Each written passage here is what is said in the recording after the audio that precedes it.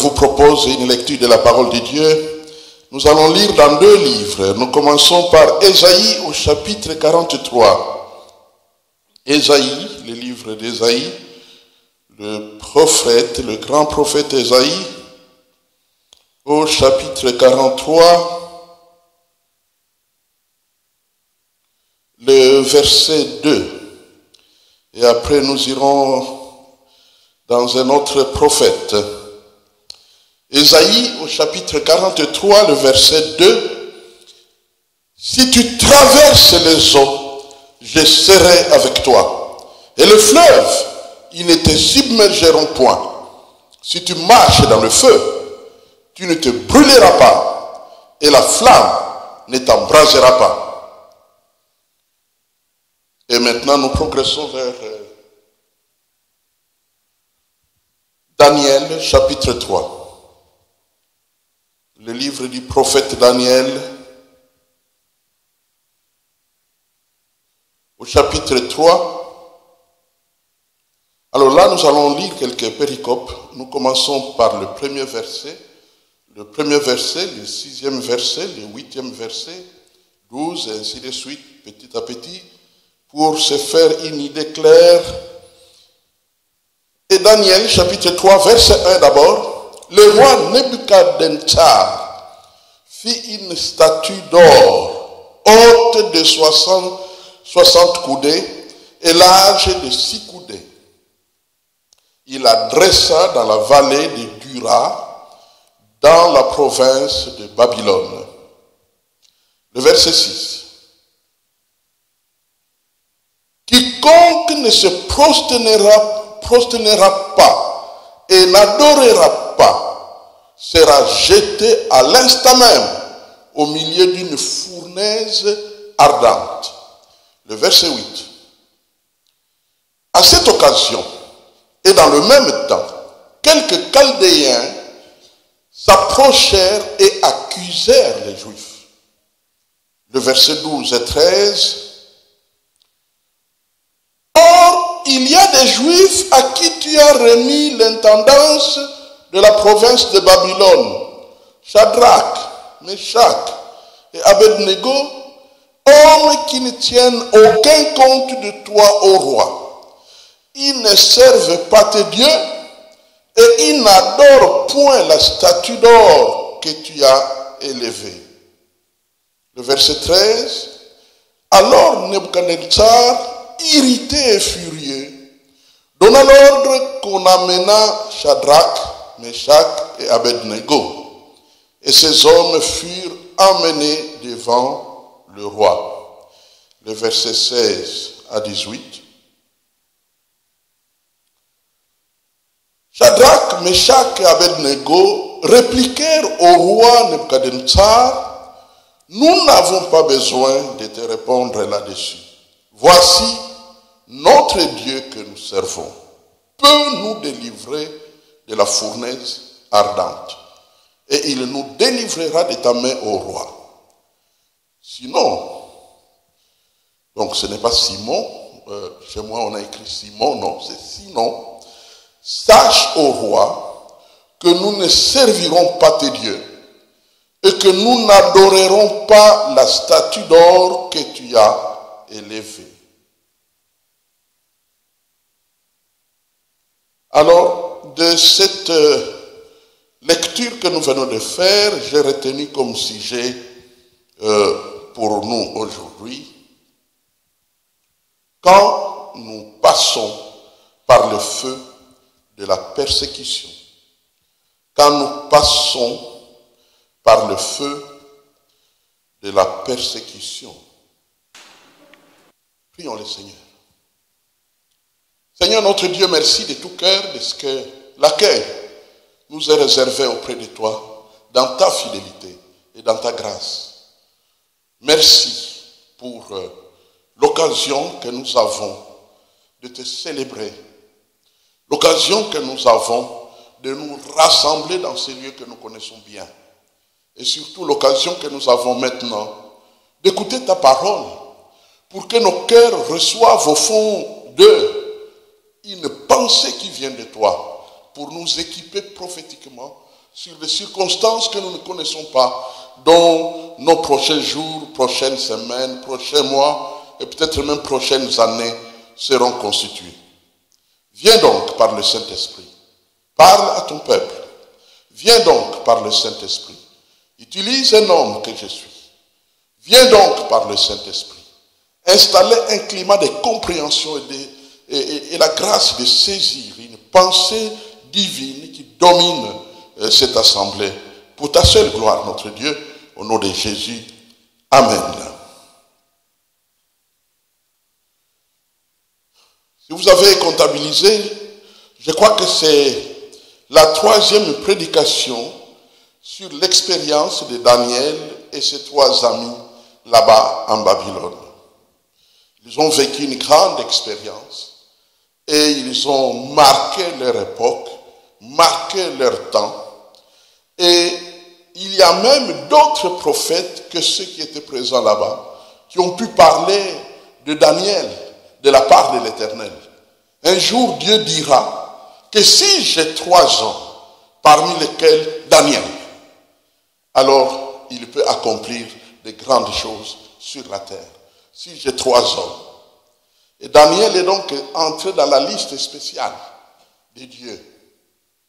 Dans la liste spéciale des lieux. C'est un peu comme ces 3 hommes, ces 3 disciples avec lesquels Jésus monte sur la montagne de la transfiguration. Il n'a pas pris tous les disciples. Il en a choisi 3. Donc, la parole que nous sommes en train d'étudier, c'est une parole de sélection. C'est une parole qui peut ouvrir des portes à quelques-uns, à pouvoir être utilisée particulièrement par Dieu. Nous vivons une époque où vraiment on est comme livré à nous-mêmes. Ça se voit, ça se sent. Tous ceux qui sont de bons lecteurs, tous ceux qui sont attentifs à l'actualité internationale, ils se rendent compte qu'il y a une confusion sur la terre. On ne sait pas de quoi demain sera fait. Et à cause de cela, c'est important que nous puissions méditer avec ceux qui ont vécu des expériences particulières. Ils ne sont pas chez eux, ils se trouvent en Babylone. Ce ne sont pas des Babyloniens, mais par des cas de force majeure, déportés comme des esclaves, ils se retrouvent dans un pays qui n'est pas le leur, et comme nous sommes en train de voir dans la lecture, ils sont accusés. Pourquoi sont-ils accusés? Ils sont accusés pour diverses raisons. Ils sont accusés soit parce que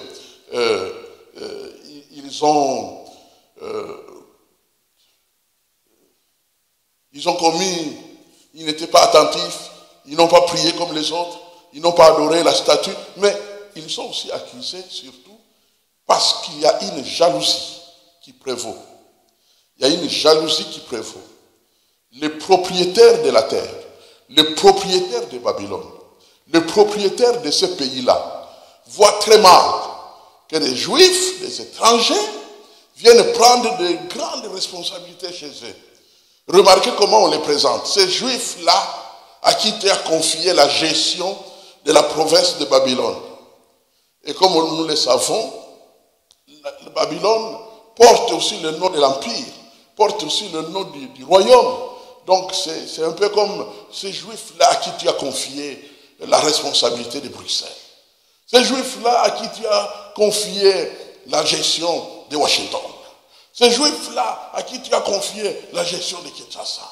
Donc il y a un climat très difficile qui se passe dans ces lieux.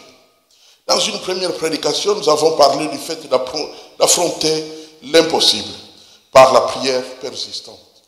Dans une deuxième prédication, nous avons parlé de toujours orienter l'attention des gens vers Dieu. Car c'est celui-là qui sait quoi en faire. Nous, on ne sait pas la valeur d'un homme, mais lui, il sait. Il sait. Nous ne connaissons pas. Nous ne savons pas qui est qui. C'est vrai, nous connaissons les noms, nous connaissons un peu parce que nous avons vécu ensemble un parcours. On a même dit tout à l'heure qu'il y a des gens parmi nous qui auraient voulu être autre chose que ce qu'ils sont devenus, et ainsi de suite. Mais il y a Dieu qui nous connaît parfaitement, qui ne se trompe pas sur nous. Et mon frère, ma soeur, si on ne te reconnaît pas par des gens, ne t'inquiète pas. Il y a quelqu'un qui connaît ta vraie valeur. Et c'est le Dieu qui ne se trompe sur personne. Sur personne. Et comme nous le voyons d'ailleurs dans cette étude. Alors, il y a un certain nombre de vérités qui découlent de cette étude que nous sommes en train de partager.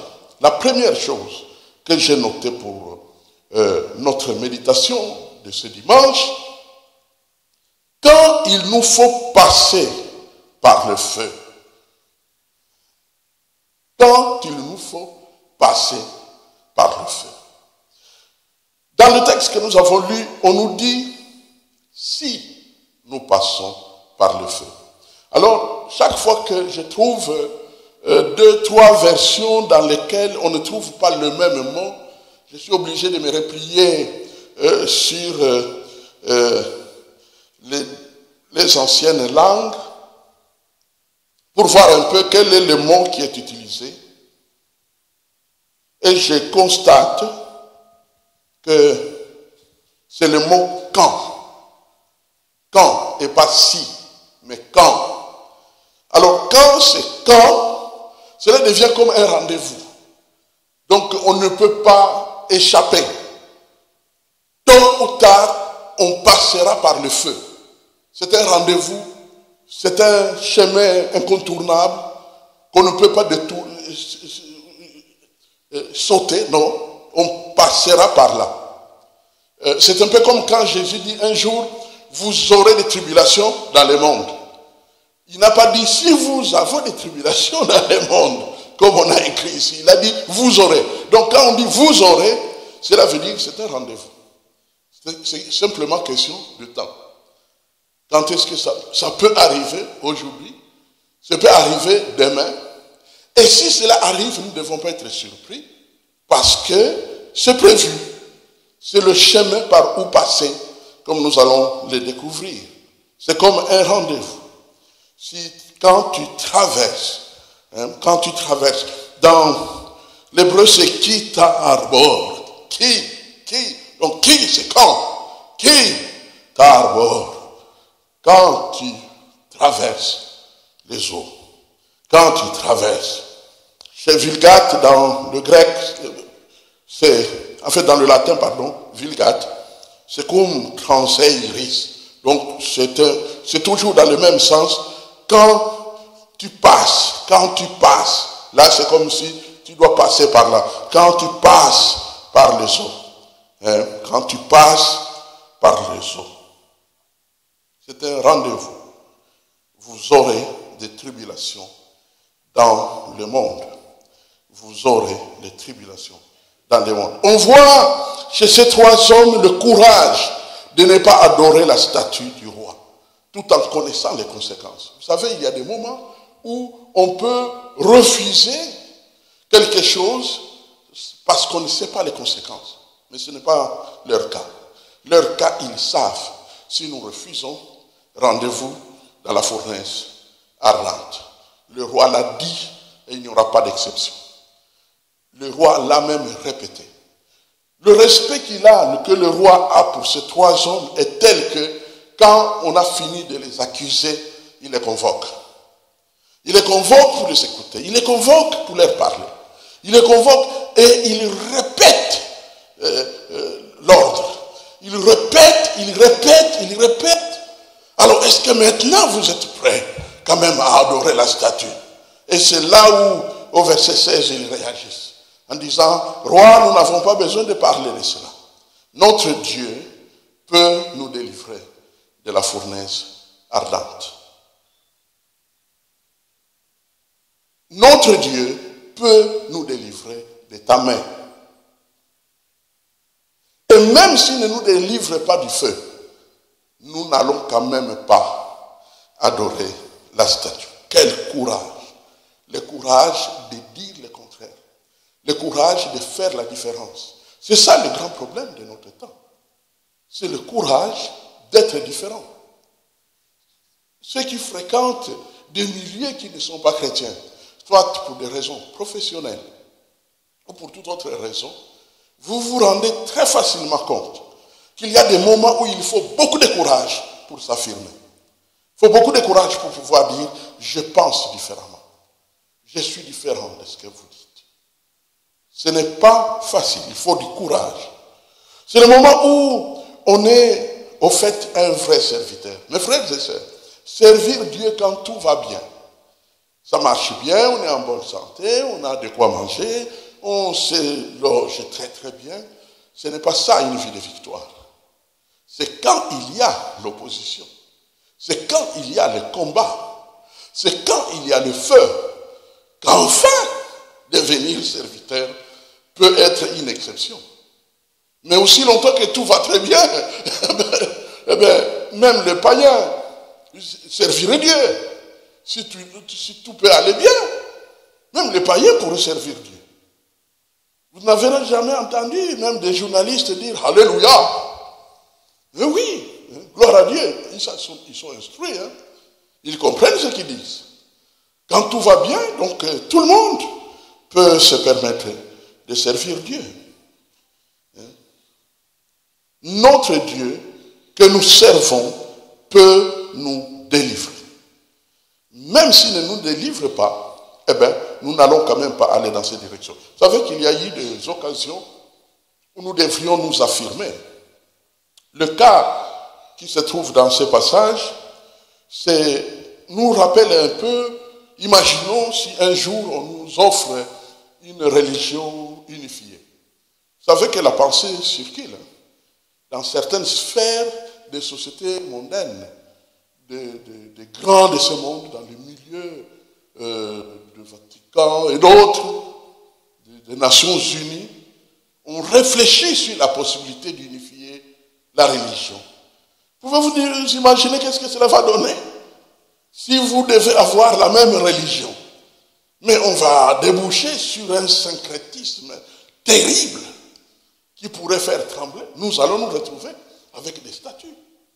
Écoutez, vous savez qu'une des raisons dans l'histoire de l'Église qu'il y a eu à Rome et ailleurs, dans l'Empire romain principalement, de persécutions, de graves persécutions, c'est parce que les chrétiens avaient refusé, on leur avait proposé à cette époque-là une union religieuse. C'est-à-dire, on faisait des figurines représentant des divinités. Et on les vendait. Et alors, on encourageait aussi les chrétiens de venir aussi au marché, acheter un peu quelques figurines, pour communier, disait-il, pour communier avec les autres religions. Pour montrer que nous sommes des citoyens romains, nous sommes du même empire, que nous aimons les uns les autres. Alors tu as ton amulette, eh donne-moi. Demain, je vais passer par une circonstance où j'ai besoin d'un secours. Eh bien, je vais remuer ton amulette dans ma poche. Ce sont là des situations possibles. Mais ça, c'est un cas extrême. Il y a aussi d'autres cas. Vous avez certainement entendu parler. Je crois qu'actuellement, ce n'est pas très fort. Mais dans le passé, on exigeait qu'on remplisse un certain document quand on allait étudier dans certains milieux ici en Belgique, à l'université. Le libre examen. Quand le libre examen faisait parler de lui, pour entrer là-bas, il fallait signer un document pour dire je m'engage. Je m'engage. Eh bien, je connais des chrétiens qui ont refusé de signer. Ils ont refusé tout simplement. Ils ont dit non, moi je ne signe pas des documents philosophiques. Je ne signe pas. Il fallait du courage pour ne pas le faire. Tu te retrouves dans une famille, il y a un sage qui vient d'arriver et qui doit vous guider pour prendre des décisions. Que ferais-tu? C'est à ce moment-là qu'on s'affiche comme appartenant à l'Éternel. Ça, c'est la première chose donc, qui frappe un peu notre réflexion ici. C'est quand nous devons passer par le feu. Et la deuxième chose sur laquelle je me suis arrêté, je voulais que nous puissions observer les effets du feu de persécution. Quels sont les effets de ce feu-là dans lequel on a jeté Shadrach, Meshach et Abednego? Quels sont les effets? La première chose qui nous frappe, et là je vous propose une lecture supplémentaire toujours dans Daniel chapitre 3. Alors nous lisons les versets 24 et 25. Qu'est-ce qu'on voit comme effet? 24 et 27. Alors le roi Nebuchadnezzar fut effrayé et se leva précipitamment. Il prit la parole et dit à ses conseillers: n'avons-nous pas jeté au milieu du feu 3 hommes liés? Ils répondirent au roi: certainement. Il reprit et dit: eh bien, je vois 4 hommes sans lien qui marchent au milieu du feu et qui n'ont point de mal. Et la figure du 4e ressemble à celle d'un fils de Dieu. Mes frères et sœurs, vous rencontrerez des gens qui vous diront que ce sont des légendes. J'en ai rencontré, même parmi les professeurs des écoles de théologie. Ce sont des légendes. Ce ne sont pas des légendes. Ce sont des récits. Des récits codifiés, gardés convenablement. Et d'ailleurs, celui qui est en train de parler n'est même pas un croyant. C'est un roi étranger, un roi impie, un roi qui a d'autres dieux, qui n'a rien à voir avec Israël. Les Juifs, chez lui, sont des esclaves et pas des prédicateurs. Mais il y a quelque chose qui est en train de se passer. Qu'est-ce qui se passe? Vous avez déjà été dans un enterrement européen où on brûle les corps. Les enterrements européens. En fait, les enterrements des Européens. Où on brûle les corps. Dans la crémation. Vous êtes là assis. Et puis vous voyez les cercueils qui entrent dans la fournaise. Et qui se met à brûler, brûler, brûler. Quand ils ont fini, ça revient sur un petit bocal. L'homme qui était grand devient maintenant un tas de cendres. C'est ça l'expérience qu'ils sont en train de vivre. On a jeté des hommes, c'était le moyen d'exécution, de mise à mort que le roi avait décidé. Celui qui n'adore pas, on le jette dans le feu. Et on vient de les jeter. Il y a des détails qui sont donnés. Tout à l'heure, j'en lirai peut-être un verset. Eh bien, on les a ligotés. Donc, on a mis sur eux tous leurs habits, depuis les caleçons jusqu'au manteau. Et on les a ligotés, terminés.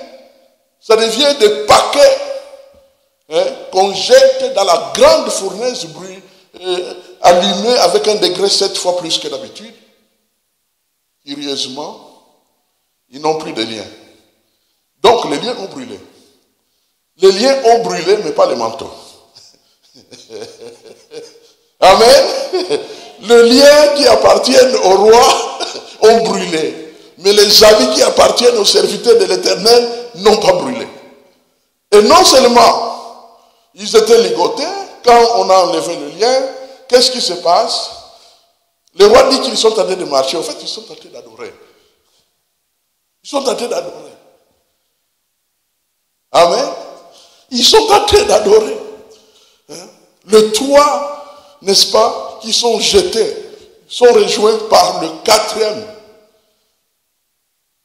C'est que nous verrons au retour du Seigneur, eux l'ont vécu là-bas. Jésus les a rejoints. Alléluia. Et ils étaient là en train de parler. Mon frère, ma soeur, quand tu passes par le feu, Dieu te rejoint. C'est pourquoi c'est écrit, pour que nous le sachions. Les jours où tu verras que tu es en train de passer par le feu, que c'est une situation qui te dépasse, directement souviens-toi que c'est écrit. Amen. C'est écrit que le Seigneur me rejoint. C'est pourquoi j'ai lu le verset d'Ésaïe qui n'est pas concerné par ce contexte. C'est une promesse. Si Jésus se retrouve, si Dieu se retrouve avec eux dans la fournaise, c'est une promesse biblique faite bien avant cet événement. Nous connaissons la chronologie. Nous savons qu'Ésaïe a vécu 8 siècles avant et que cet événement est en train de se passer autour de 4 siècles avant. Cela veut dire que 400 ans avant, une promesse était déjà faite que si vous passez par le feu. Je comprends pourquoi Shadrach, Meshach et Abednego ont dit Dieu est capable de nous délivrer de la fournaise ardente parce qu'il y avait une promesse. Amen. Les promesses nous concernent. Dis-le à ton voisin de gauche et de droite. Les promesses de Dieu nous concernent. C'est la vérité, mes frères et sœurs. Les promesses de la parole de Dieu te concernent telles que tu es là. Tu as donné ta vie à Jésus. Les promesses de la parole de Dieu ont le même effet, le même degré d'importance que la lettre que t'adresse ton père, ta mère, ton meilleur ami. La lettre personnelle, comme ta carte d'identité là que tu as. Amen. Donc, ça te concerne. C'est pour toi. Quand tu trouves une promesse, frotte-toi les mains. Tu as trouvé un trésor qui est à toi. Et possède-le. Alléluia. Le deuxième effet que je constate, c'est dans le verset 26 que nous trouvons cela. Ensuite, Nebuchadnezzar s'approcha de l'entrée de la fournaise ardente et prenait la parole, il dit, Shadrach, Meshach, Abednego, serviteurs du Dieu suprême, sortez et venez. Amen. Ils sont invités à sortir du feu. C'est lui qui a même ordonné qu'on les jette au feu. Maintenant, il adresse une deuxième invitation. Sortez, ce n'est plus important. J'ai compris. Amen. Ils deviennent les invités du roi. Sortez de là. Venez me rejoindre. Venez me rejoindre. Vous n'avez plus besoin d'être là-bas. Sortez. Venez. Et les trois sortirent du milieu du feu. Amen. Et troisième, c'est le verset 27 qui nous explique la suite. Regardez ce qui est dit. Les satrapes, les intendants, les gouverneurs, les conseillers du roi s'assemblèrent et ils virent que le feu n'avait eu aucun pouvoir sur le corps de ces hommes, que les cheveux de leur tête n'avaient pas été brûlés, que leurs caleçons n'étaient point endommagés et que l'odeur du feu ne les avait pas atteints. Vous avez suivi la liste des gens qui étaient invités à constater le miracle. Les sénateurs, les satrapes sont des sénateurs. Les sénateurs, les députés, les conseillers du roi, ce sont les experts qui sont tout autour du roi. Les différents experts des différents domaines. Ils se sont tous retrouvés pour constater la liste de ce qu'on constate ici. Les cheveux n'ont pas brûlé. Les caleçons n'ont pas brûlé. Ça n'était pas détruit. Pas d'odeur du feu. Rien. Quand il y a brûlé, on sent quand même. Mais rien. Pas d'odeur du feu. Le miracle était vécu, constaté. Ce que j'aime ici, c'est que ça c'était constaté, non pas par des croyants. Vous savez que l'une des discussions qu'il y a autour du miracle de la résurrection du Seigneur, c'est qu'il y a des gens qui disent oui, il n'y a que ses propres disciples qui ont dit qu'il est ressuscité. Peut-être qu'ils ont caché les corps et tout ça, ainsi de suite. Mais ici, le constat du miracle n'est pas fait par des juifs. S'il y avait des Juifs, ils ont fui. On est en train de les jeter dans la fournaise.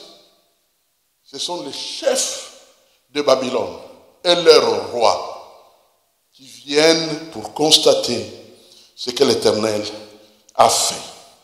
La suite, le verset 28.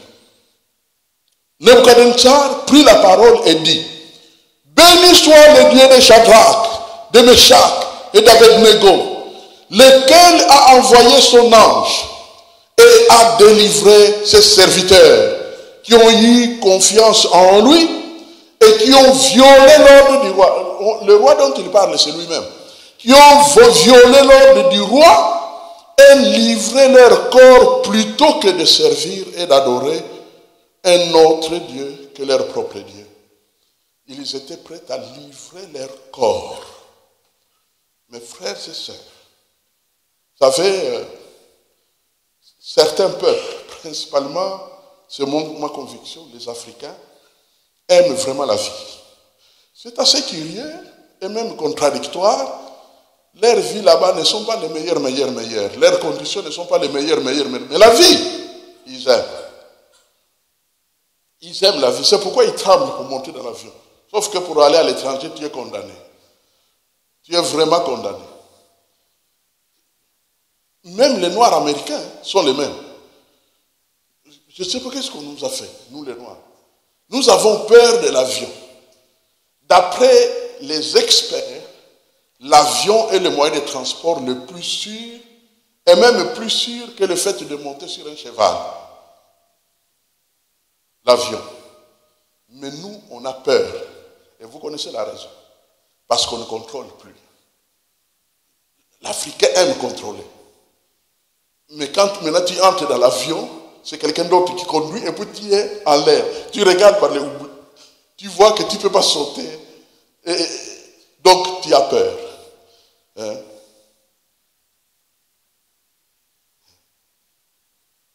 Non, on n'a pas à... Au fait, on est prêt à donner la vie. On est prêt à mourir par obéissance au Seigneur. Par obéissance au Seigneur. Je connais une sœur, il était convoqué, à l'époque, il y avait des interrogatoires, je crois que ça continue aujourd'hui. Elle avait introduit un dossier pour être reconnue réfugiée, avoir les papiers.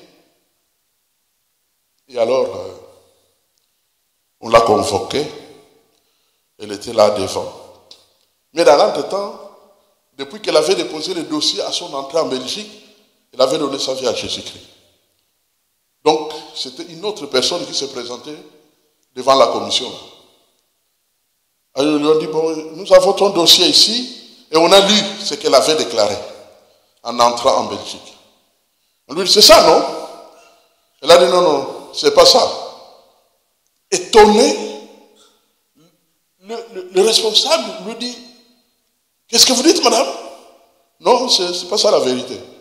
Mais qui a écrit ça? C'est moi. Et qu'est-ce que tu dis aujourd'hui? C'est pas la vérité. Mais c'est quoi alors? C'était mensonge. J'ai menti parce que je voulais avoir des papiers. Et maintenant, qu'est-ce que vous cherchez? Je veux les papiers, mais pas en mentant. Est-ce que vous savez les conséquences? On lui a dit, est-ce que vous savez les conséquences? Parce que vous avez menti. Vous pouvez partir. Et elle est sortie de là. Et je fais partie des gens qu'elle est venue voir pour dire, probablement on va me chasser du territoire. Parce que j'ai refusé de confirmer les mensonges. Amen. Quelques semaines après, on l'a convoqué. Tu as les papiers.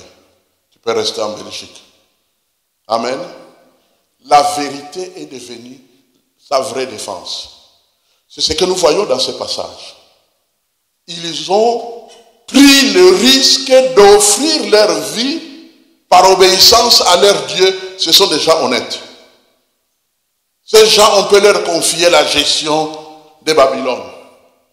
Vous savez qu'à la fin de ce chapitre, la toute dernière ligne. Nous pouvons lire la dernière ligne de ce chapitre, le verset 30. Après cela, le roi fit prospérer Shadrach, Meshach et Abednego dans la province de Babylone. Il les fit prospérer. Prospérer veut dire une élévation économique, une élévation en autorité, une élévation, donc, oui, de grandes promotions. Tout simplement parce qu'ils ont préféré. Vous savez, il y a des moments où le diable fait croire que mentir, prendre le chemin détourné, c'est pour se sauver. Ce n'est pas vrai. Le diable n'a jamais prévu bénir ceux qui prennent le chemin qu'il aime. Non. Il va s'organiser pour qu'on t'attrape, qu'on découvre que tu as menti, pour que la conséquence de ton acte soit garantie sur toi. Restons avec Dieu. Restons dans la vérité de Dieu, dans la lumière de Dieu. Restons avec lui. Cela nous suffit. Il a donc honoré ces trois hommes qui ont obéi à l'Éternel. Et tous les chapitres 4, quand vous avez le temps, quand vous rentrez à la maison, vous pourrez prendre tous les chapitres 4. Le chapitre 4 de Daniel est consacré par ce roi pour publier dans tout son empire voyons un peu qu'est-ce qui est dit.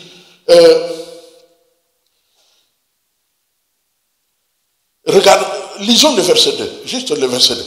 Il m'a semblé, c'est le roi qui parle, il m'a semblé bon de faire connaître les signes et les prodiges que le Dieu suprême a opéré à mon égard. Voilà l'introduction. C'est une sorte de document, une circulaire royale dans tout l'empire et dans les pays étrangers de l'époque. Vous entendez un roi qui dit, le roi suprême, des prodiges, des signes, et dans la suite, vous allez découvrir qu'il parle, entre autres, de Daniel et de tout ce qu'il a vécu avec ces hommes, des signes et des prodiges.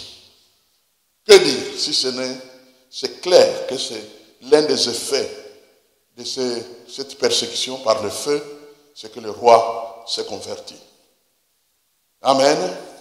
Mon frère, ma sœur, ce n'est pas par un discours croyant, un discours juif, convaincant avec des arguments, qu'on a évangélisé le roi de Babylone. Mais ça par le sacrifice d'hommes qui sont prêts à affronter la volonté impie du roi, quitte à ce qu'il puisse y laisser la vie. C'est cela, ces hommes-là, dont on a besoin tout le temps. Je veux vous garantir que nous tous, nous ne passerons pas par la mort de la persécution. Il y a des hommes qui ont été sciés. Connaissez-vous l'histoire, la fin de vie de tous les apôtres de Jésus?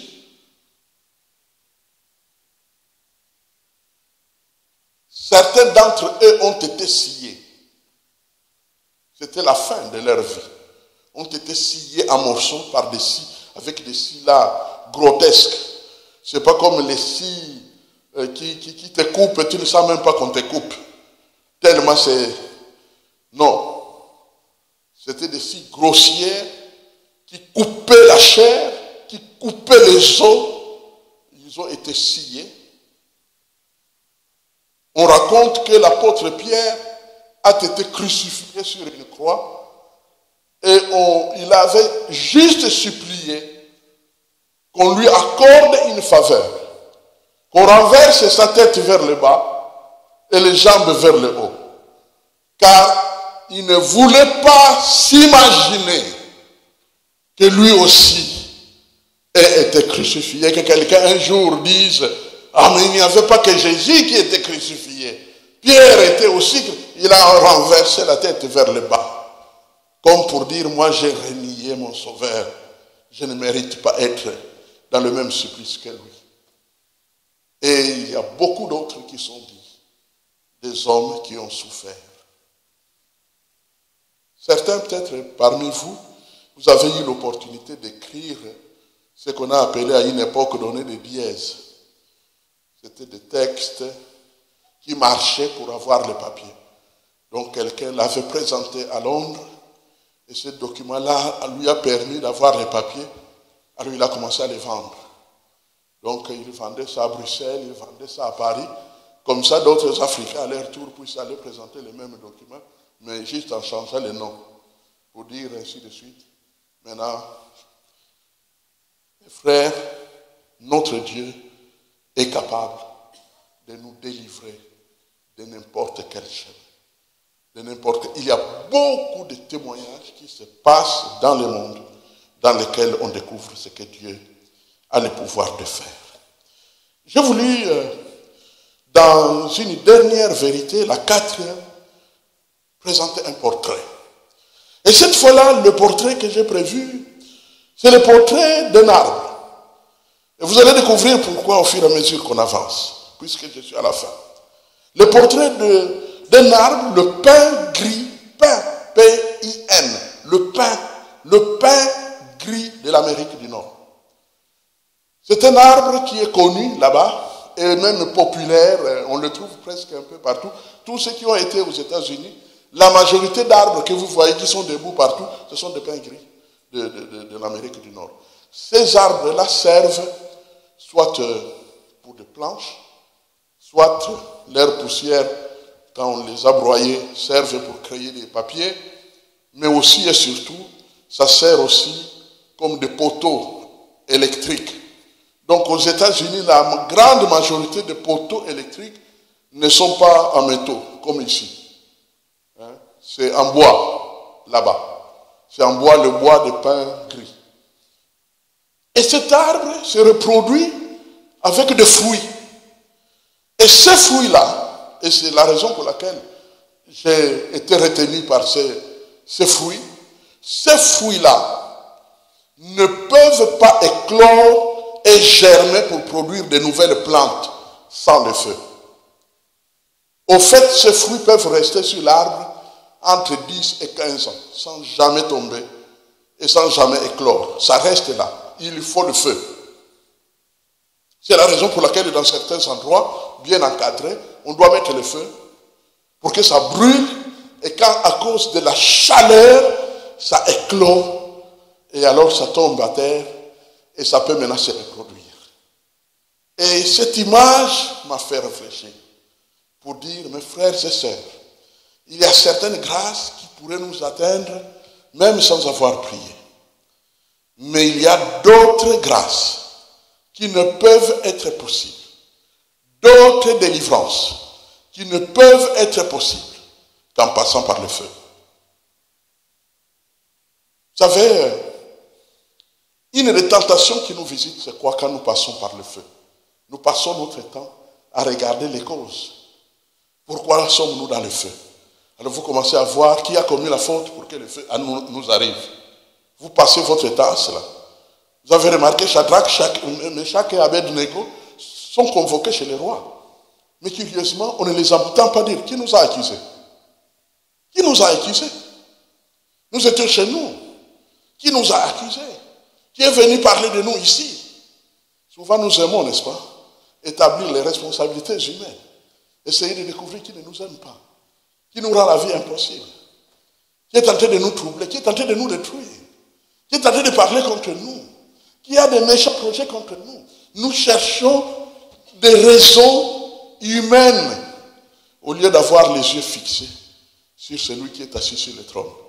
Remarquez, la fois passée, une des choses qui avait attiré notre attention, c'est que Daniel, n'est-ce pas, comme nous l'avons vu, était quelqu'un qui apportait toute son attention. Toute l'attention.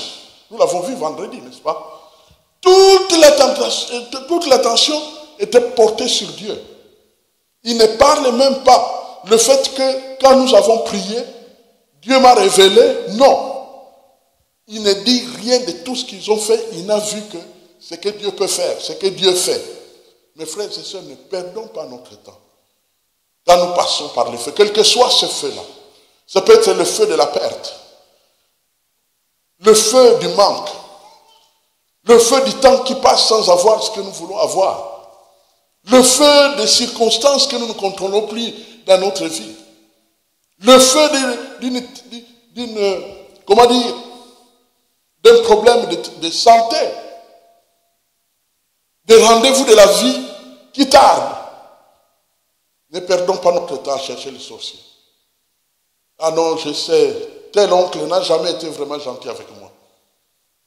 Et d'ailleurs, ces derniers temps, comme je ne lui ai pas envoyé, il ne sait pas que je n'avais pas. Et ainsi de suite, maintenant, regardez. Je commence à sentir, quand je dors, j'ai le cœur qui bat d'une manière bizarre. Tu es en train de regarder ceux qui ne sont pas assez gentils avec toi. Ne perds pas ton temps à regarder là-bas. Wrong direction. Mauvaise direction. Regarde vers le Dieu qui délivre. Regarde vers le Dieu qui peut secourir. Regarde vers le Dieu qui peut changer les temps et les circonstances de ta vie. Alléluia. C'est là-bas qu'il faut regarder. Ne perds pas ton temps à regarder ailleurs. Non, non, non, non, non. Bien-aimé, je veux dire tout simplement que pour avoir un Daniel, pour avoir des Shadrach, Meshach et Abednego, il faut passer par le feu. C'est le prix à payer. Nous sommes en train de vivre, j'ignore pourquoi, vous savez, je dois vous l'avouer, je ne vais pas citer les noms des autres, je me souviens très bien de m'être retrouvé avec l'un des serviteurs plus ou moins du même âge dans le passé que moi. Nous étions ensemble et nous étions en train de nous plaindre en disant, mais nous n'arrivons pas à gagner les Blancs à Jésus-Christ. Alors si on ne peut pas gagner les Blancs tout en vivant dans le pays des Blancs, autant qu'on retourne en Afrique. Parce que là-bas, il y a beaucoup d'Africains. On a des Africains à gogo. On les trouve dans tous les coins de rue, ils n'ont rien à faire. On peut faire de grandes choses là-bas avec ces Africains-là qui sont nombreux. Plutôt que perdre du temps là où les Blancs ne veulent pas nous écouter. On s'est plaigné de tout ça. Mais aujourd'hui, je veux dire vraiment, je le crois de la part de Dieu, que si nous voulons voir certains résultats, certains miracles, il se pourrait que ces choses-là ne viennent que quand on passe par le feu. Le problème, c'est quoi? Le problème, c'est que malheureusement, plusieurs d'entre nous, nous passons très mal par le feu. On passe par le feu, mais dans la défaite. On passe par le feu, mais en murmurant contre Dieu. On passe par le feu, mais au fait, Dieu n'a plus aucune part avec nous. On est tellement de plaignants, dans des murmures, dans des déceptions, que finalement, au fait, Dieu est même au banc, comme on l'a dit, n'est-ce pas? Notre frère, cet homme de Dieu, comment il s'appelait encore? Dieu au banc des accusés. Donc Dieu est devenu le coupable. Il nous a... vous vous souvenez quand Israël avait mal vécu les épreuves dans le désert? Qu'est-ce qu'on dit dans la Bible?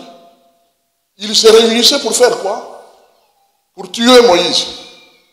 Nous sommes prêts à tuer Moïse et nous retournons avec sa tête en Égypte. Pour dire voilà, nous nous sommes trompés, c'est Moïse qui nous a amenés périr dans le désert. Eh bien nous on retourne en Égypte. Eh bien malheureusement, il y a des moments où des frères et des sœurs, des chrétiens, même des responsables, parce qu'ils passent par le feu, au lieu de continuer à composer avec Dieu, au lieu de voir dans le feu un tremplin, une occasion de victoire, mais ils voient dans le feu un scandale divin. Ils voient dans le feu un Dieu qui abandonne son peuple. Ils voient dans le feu des chrétiens qui n'ont pas été sérieux, c'est pourquoi ils se retrouvent dans le feu. Mes frères et sœurs, vous avez vu, en étudiant honnêtement ces passages, que le mot « quand » que nous avons étudié, ce n'était pas un mot placé là-bas pour rien. C'était un mot qui voulait clairement dire que le mot quand veut dire ça arrivera. Amen. C'est prévu. Il y aura le feu. Mais quand le feu, c'est pourquoi je me suis dit quelque part, mais tiens, mais pourquoi nous n'avons pas tant de miracles? Pourquoi le feu brûle encore des gens? Pourquoi on ne réussit pas? Pourquoi les gueules des lions ne sont pas fermées? Et la réponse est très claire. Parce que nous vivons mal le temps de feu. Nous nous rébellons contre Dieu. Nous n'honorons pas Dieu. Nous ne reconnaissons pas un Dieu, n'est-ce pas, présent et qui est prêt à nous secourir. Vous savez, parfois nous sommes faux. Ah, un sacrifice, hein? Ok, je vais donner le sacrifice. Et qu'est-ce que j'aurai après si je fais le sacrifice? Vous voyez, on fait des calculs. On fait les calculs. Je vais faire un sacrifice pour gagner ceci, pour gagner cela. Mais nous avons entendu, n'est-ce pas? Ces trois hommes, qu'est-ce qu'ils ont dit? Même s'ils ne nous délivrent pas, nous n'allons quand même pas adorer la statue. Amen. Même s'ils ne nous délivrent pas. Ça dit beaucoup. Ça veut dire que nous sommes prêts, nous n'allons pas prendre des risques à cause de ce qui va suivre. Que nous allons devenir de célèbres messieurs de Babylone qui ne brûlent pas dans le feu. Non. Ils savaient qu'ils pouvaient y laisser leur vie. Ils savaient qu'ils allaient y laisser leur vie. Ils préféraient entrer dans l'éternité avec Dieu plutôt que rester vivants après avoir trahi le royaume des cieux. Amen. Bien-aimés, ces choses dont nous parlons, quand elles sont graves, on peut dire elles sont rares. Mais vous savez que les feux, il y a des grands feux et il y a des petits feux. Et les petits feux existent dans des petits arrangements, dans un lieu de travail. Peut-être que si je suis assez gentil avec celui-là qui donne des postes, on ne sait jamais. Hein? On ne sait jamais si je suis assez gentil, peut-être qu'il va me donner. Si je suis gentil avec ces professeurs-là, on ne sait jamais. Si je suis gentil avec ces directeurs-là, on ne sait jamais. Une petite faveur pourrait venir de là. Ce sont des petits feux dans lesquels on nous propose des petites statues, des petites figurines à adorer pour avoir en échange une promotion, une grâce, une bénédiction. Nous avons vu et nous avons entendu des témoignages. Tu veux devenir ministre? Voici ce qu'il te faudra faire. Tu veux devenir député? Voilà ce que tu devras faire.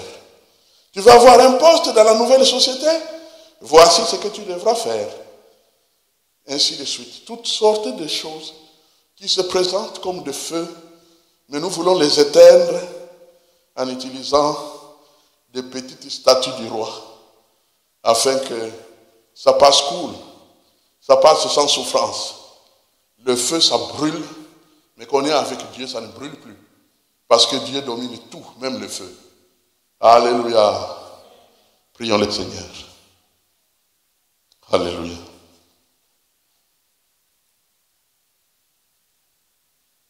Dans cette prière que je voulais fonder sur un verset de la Bible, c'était Ésaïe. Ésaïe chapitre 53, le verset 10. Et ce verset, qui est très bien connu, dit simplement, il a plu à l'Éternel. Pour une fois, Dieu carrément se plaît. Il est content. Il a plu à l'Éternel de le briser par la souffrance. Après avoir livré sa vie en sacrifice pour le péché. Et il verra une postérité et prolongera ses jours. Et l'œuvre de l'Éternel prospérera entre ses mains. Seigneur notre Dieu, nous sommes conscients que sur notre chemin, il y a le brisement. Le brisement par le feu. Le brisement par le feu sacrificiel, mais qui nous met en position de collaborer avec toi, le divin Sauveur, et qui prévoit prolonger nos jours. Tu prévois que l'œuvre de l'Éternel pourra prospérer entre les mains de ceux qui sont prêts à payer les prix du sacrifice, à tous égards, dans de grandes circonstances comme dans les petites circonstances. Car ceux qui ne sont pas fidèles dans les petites choses ne deviennent jamais fidèles dans les grandes choses. Notre Dieu, lumière de peuple, lumière de nos cœurs, lumière de notre avenir, interprète de tout ce qui nous arrive. Nous nous tournons vers toi pour te dire, alors que nous avons toujours travaillé stratégiquement pour éviter que le feu nous brûle, maintenant, Seigneur, nous voulons nous habituer à toi. Nous voulons nous battre pour nous contenter de toi. Nous voulons avancer avec toi. Nous voulons, Seigneur notre Dieu, être prêts à nous livrer à toi, quelles que soient les circonstances, parce que nous savons que ta volonté, c'est elle qui construit une vie réussie. Merci, Père, pour le témoignage de ces hommes. Ces hommes qui ont vécu comme nous sur la terre et qui étaient dans des circonstances qui étaient les leurs, mais leur victoire a été gardée jusqu'aujourd'hui pour préparer nos victoires. Père, je te prie pour cet homme, cette femme et chacun de nous qui sommes là ces jours, de nous accorder la grâce d'être courageux. Courageux à faire la différence. Courageux à t'honorer quelles que soient les circonstances. Courageux à ne pas regarder là où il ne faut pas regarder, mais uniquement à regarder vers ton trône, d'où provient la victoire et d'où tu pars pour venir nous rejoindre dans le feu chaque fois que ce sera nécessaire. Que toute la gloire te revienne, notre Dieu, pour ta grande fidélité à tes promesses. Tu as promis que le feu n'allait pas brûler, il n'a pas brûlé. Tu as promis qu'on ne va pas se noyer. Certainement, on ne va pas se noyer. Et l'apôtre Paul en a fait l'expérience.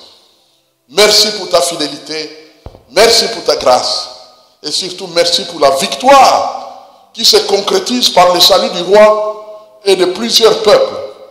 Parce que le feu qui n'a pas brûlé, par la puissance de Dieu, devient un évangile qui sauve ceux qui ne croient en rien.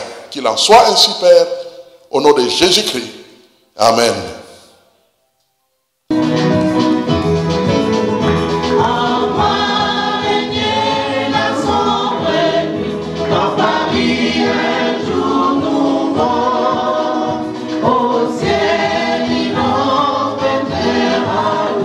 Et voici